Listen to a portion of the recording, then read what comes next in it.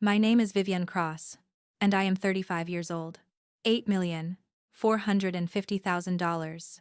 That is the number that made my own mother go the color of old paper, standing in a room full of the most powerful people in American medicine, demanding I save the life of a brother who had once called my body a mistake. I didn't raise my voice. I never do. I just watched her mouth open and close like a fish pulled out of water. And I thought about how strange it was that the same woman who once told me I was defective was now begging me for a miracle with my name on the patent. I should tell you how we got here.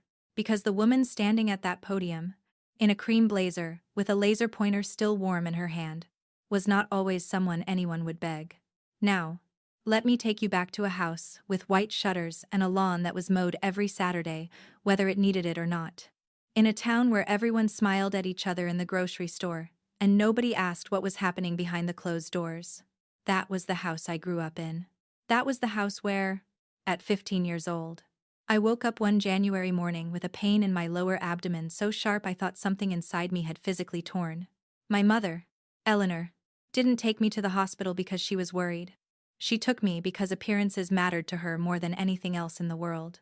And a daughter clutching her stomach and crying in the hallway at 2 in the morning was an appearance she could not control. Eleanor had once been a medical researcher herself, a real one, with a lab coat and initials after her name, until an ethics review stripped her of her license over data she had quietly altered to make her hypothesis look cleaner than it was. She never said the words. "I was disgraced," she said. "I was persecuted by people who didn't understand my vision." I heard that sentence so many times I could recite it in my sleep. What Eleanor never forgave me for wasn't the scandal she imagined I'd caused. It was something much older and much colder. From the time I was 7 years old, correcting my third-grade teacher's chemistry demonstration, my mother watched me the way you'd watch a storm rolling toward your house. She didn't see a daughter. She saw a mirror that kept showing her, in increasingly painful resolution, everything she had failed to become. The ultrasound technician that January morning went very quiet. She left the room to get someone. That someone was my father, Dr. Richard Cross, chief of surgery at Ashgrove Memorial, a man whose hands had saved thousands of strangers and who could not, apparently, to spare 30 seconds to save his own daughter's dignity. He looked at the screen. I remember the exact temperature of his silence. I don't remember if it was raining that night. I've told this story enough times that the weather has blurred into something my mind just fills in, but I remember his silence with perfect clarity, because silence like that has a weight you carry for the rest of your life. He knew. He knew it wasn't a pregnancy. He knew it was a teratoma, a tumor tangled with tissue that didn't belong there, growing fast enough that the surgeon in him should have scheduled an OR that same night. Instead, he went home, and he told my mother exactly what he'd seen, and together, in the kitchen where I used to do my homework, they decided what to do with that information.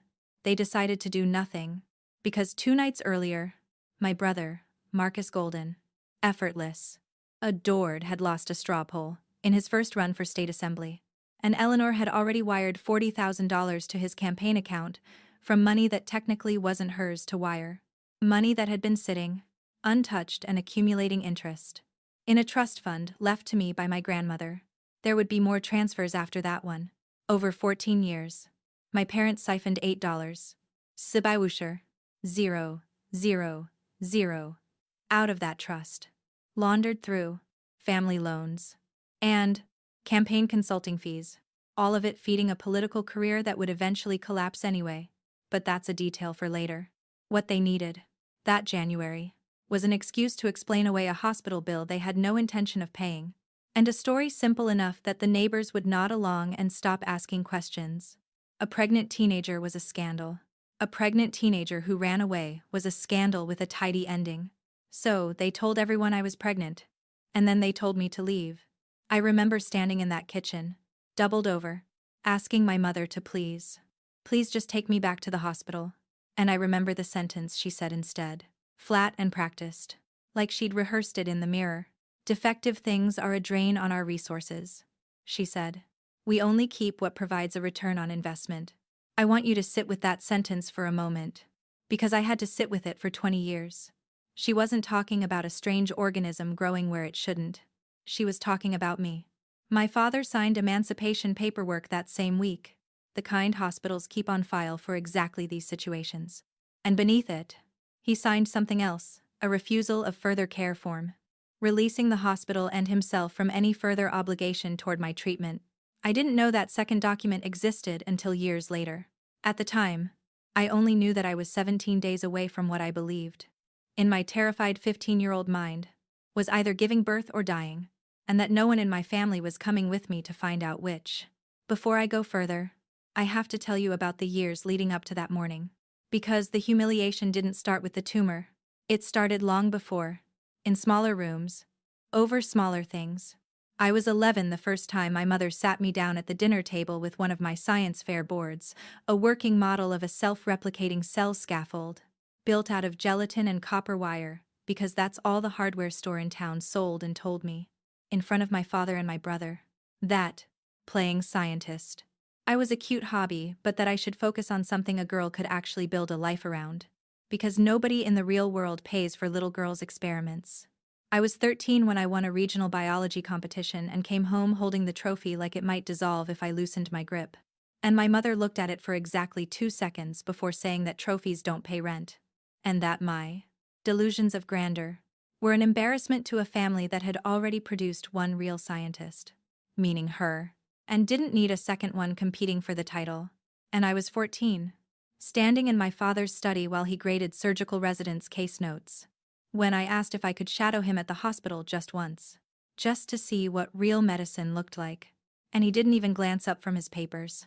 He said Marcus was the one who was going somewhere, that Marcus had the charisma this family needed, and that my job, quote, was to be quiet and not make things harder than they already are. I built my secret weapon out of that quiet. I left that house with nothing but a duffel bag, a library card, and a body that was, in fact, dying, though I didn't know it yet. A community clinic 3 towns over finally took the tumor seriously, operated, and saved my life on a payment plan. I spent the next 6 years working off in double shifts at a diner and a night cleaning job at, of all places, a university research building, where I mopped floors past labs I wasn't allowed to enter. I used to stand at the glass after hours, in the dark, memorizing the equipment through the window like a kid pressing her face against a bakery display. I applied to community college under a name that wasn't attached to any family, took every biology and computer science course they offered, transferred, then transferred again, then again, until eventually, I was the one standing at the front of a lecture hall, instead of outside a locked door. It took me 11 years of nights that blurred into each other. I genuinely could not tell you now which year I slept 4 hours a night instead of 5. They've folded into one long gray stretch to build the foundational research for a synthetic stem cell matrix capable of growing patient-matched replacement tissue without the immune rejection that kills so many transplant patients. It took another 6 to turn that research into a company. I called it S.O.N. Synthetic Organ Network, because I liked the quiet joke of it. Everyone assumes a name like that belongs to a person. It belongs to an algorithm, a bioreactor, and 41 patents. I want to ask you something before I take you to the end of this. Have you ever had someone you loved use the worst, the most frightening moment of your life as a weapon against you, and then act shocked years later, when you didn't come running back the moment they needed something from you? Have you ever had to sit with the specific loneliness of being told you were a burden by the exact people who were supposed to prove that you weren't? If that question lands somewhere tender, stay with me, because I promise you the next part is worth it. Subscribe now, so you don't miss what happens when the people who called me defective come looking for a miracle. 14 years after I walked out of that house, Marcus was dying, not of a lost election, of a rare bone marrow disorder that had been quietly eating through his blood for 2 years. The kind that doesn't respond to conventional transplant because his immune system rejected every donor match his doctors could find. My parents had spent months, and I would later learn most of what remained of my grandmother's stolen trust chasing specialists, until one of those specialists mentioned, almost in passing, that a biotech firm called S.O.N. had just received conditional FDA approval for a matrix therapy capable of growing marrow tissue engineered specifically to a patient's own genetic profile. No rejection risk. No donor needed. They didn't recognize the company name. They recognized, eventually, the founder's photograph in a trade journal. And beneath the photograph, my legal name, which I had never bothered to change. Because why would I hide from people who'd already thrown me away? They assumed. Somehow, that is, oh, and meant I had a son. A 20-year-old son, they decided, born the year I disappeared. Who could serve as what they actually came looking for: a donor, a body, a resource. It never once occurred to them that a person could build an entire company alone. Because in their minds, a woman my age with something called S.O.N. attached to her name had to have gotten there through a child, not through her own hands. They tracked me to a hospital in the city where I still keep a research office, assuming correctly that I'd be there that week for a trial review. What they didn't know was that the private family consultation room the front desk had directed them to was, in fact, the green room behind the main stage of the National Biotech Investment Summit, where I was scheduled to deliver the keynote address on S.O.N. Its newly approved therapy to 400 investors, federal regulators, and health journalists. They walked through the wrong door at the wrong moment, the way people do when they've spent their whole lives assuming doors open for them.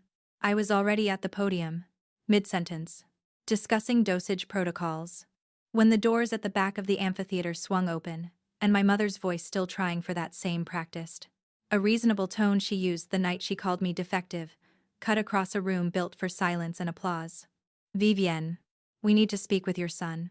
It's an emergency. Marcus needs the donor match immediately." 400 faces turned toward the back of the room, then toward me. Somewhere near the front, a health journalist's recorder was already running. I didn't raise my voice. I set down the clicker. "There is no son," I said. My mother blinked. "Don't be difficult. This is your brother's life." S.O.N. is not a child, I said. It's a synthetic organ matrix. Patent held by this company. Owned by me.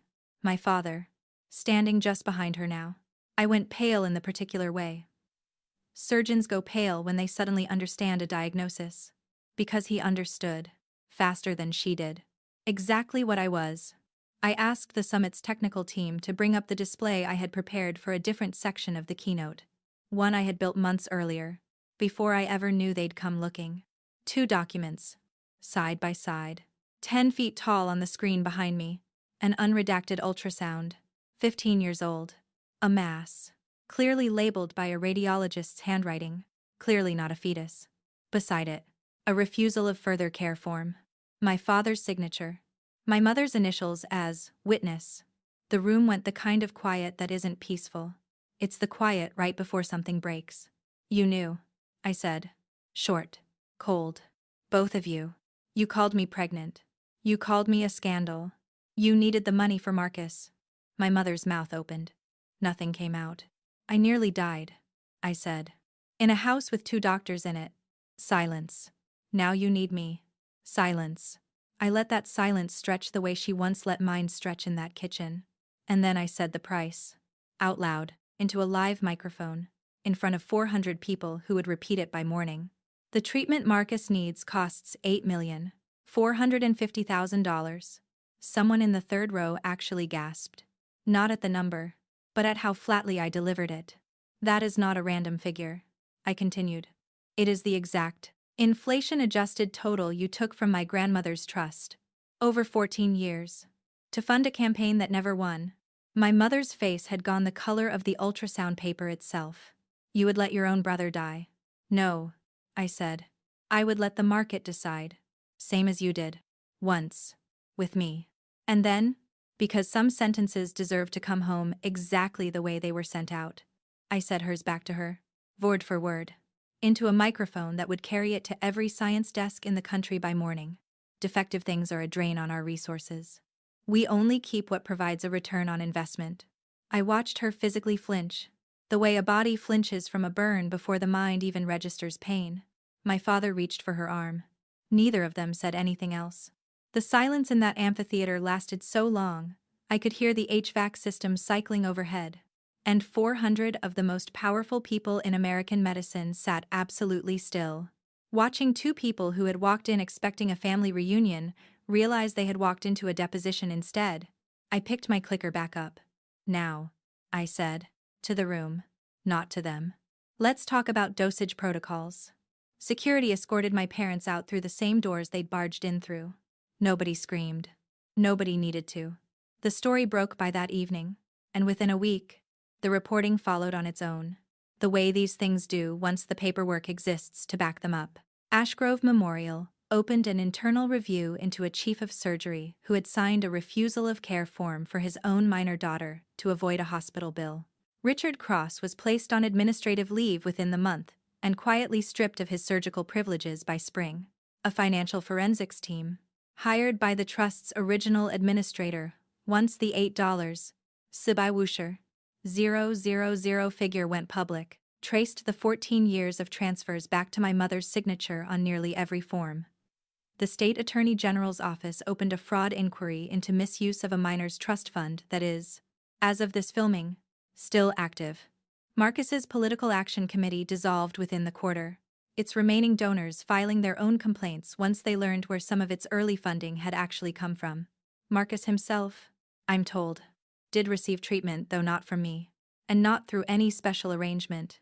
He qualified through the standard compassionate use track like any other patient, paid at the standard rate, by insurance that had nothing to do with our family's history.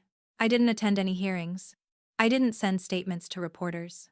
A few weeks after the summit, on a Sunday, with nothing scheduled, I drove out past the edge of the city to the community clinic that operated on me at 15, the one still standing in the same low brick building. And I signed the paperwork to fund a full pediatric surgical wing in my grandmother's name, not my own. I stood in the empty lot behind the building afterward for a long time, listening to a lawnmower running somewhere blocks away, thinking about how strange it is that the sound of a Saturday afternoon can mean something completely different depending on which house you grew up outside of. I never went back to that white house with the shutters. I don't know if I ever will, and I've stopped pretending I need to decide that today. If somewhere in your own life there's a number, a sentence, a signature that's been sitting quietly in a drawer, waiting for its moment, I hope you find the patience I didn't know I had until I needed it. Tell me in the comments what your number would be. Hit subscribe if you want to keep watching people learn, the hard way, what they actually built when they threw us away. And if this one hit close to home, send it to the one person who'd understand exactly why.